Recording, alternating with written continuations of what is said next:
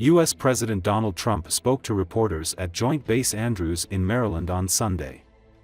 According to Associated Press, Trump said 6 hostages from Venezuela are now safely with their families.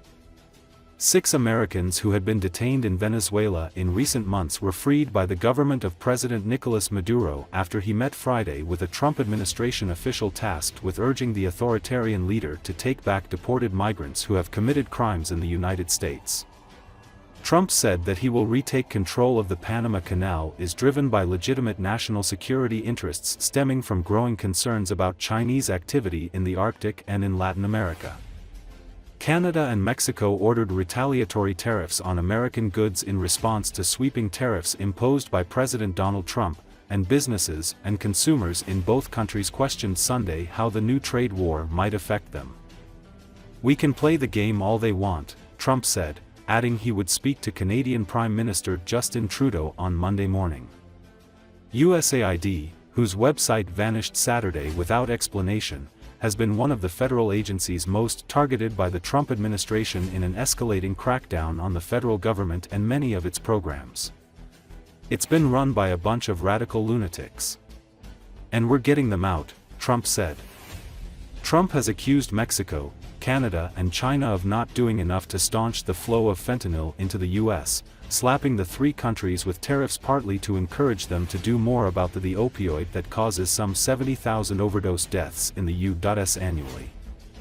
"We have to stop people from pouring in, and we have to stop fentanyl, and that includes China. It's pouring in from China through Mexico and Canada. And they've got to stop it. And if they don't stop it, the tariffs are going to get worse, a lot of worse," he said.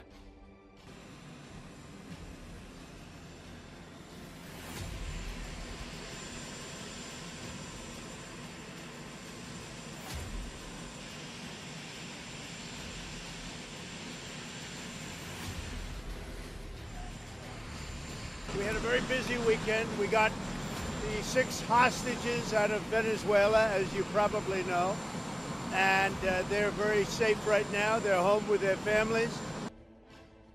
Secretary of State Rubio is in Panama right now, and we're talking about the Panama Canal. What they've done is terrible. They violated the agreement. They're not allowed to violate the agreement. China's running the Panama Canal. That was not given to China, that was given to Panama foolishly, but they violated the agreement, and we're going to take it back or something very powerful is going to happen. But I love the people of Canada. I disagree with the leadership of Canada, and something's going to happen there. But if they want to play the game, I don't mind. We can play the game all they want. Mexico, we've had very good talks with them, and this is retaliatory. This is retaliatory to a certain extent.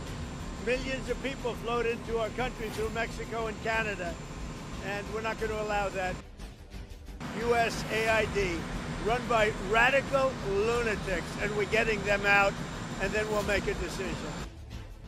I'm speaking with Prime Minister Trudeau tomorrow morning, and I'm also speaking with Mexico tomorrow morning, and I don't expect anything very dramatic. We put tariffs on. They owe us a lot of money, and I'm sure they're going to pay.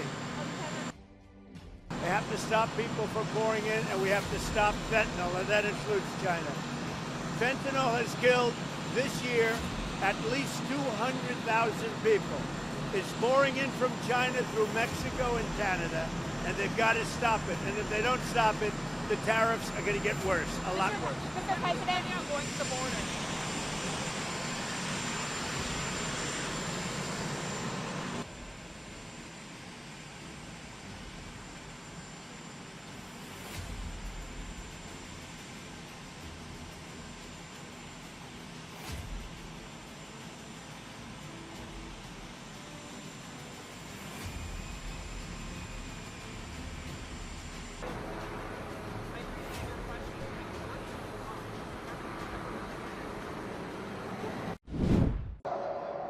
The families of victims of the deadliest U.S. air disaster in nearly 25 years visited the crash site just outside Washington, D.C. on Sunday. According to Associated Press, dozens of people walked Sunday along the banks of the Potomac River near Reagan National Airport, close to where an American Airlines jet and an Army Black Hawk helicopter collided on Wednesday. All 67 people aboard the two aircraft were killed.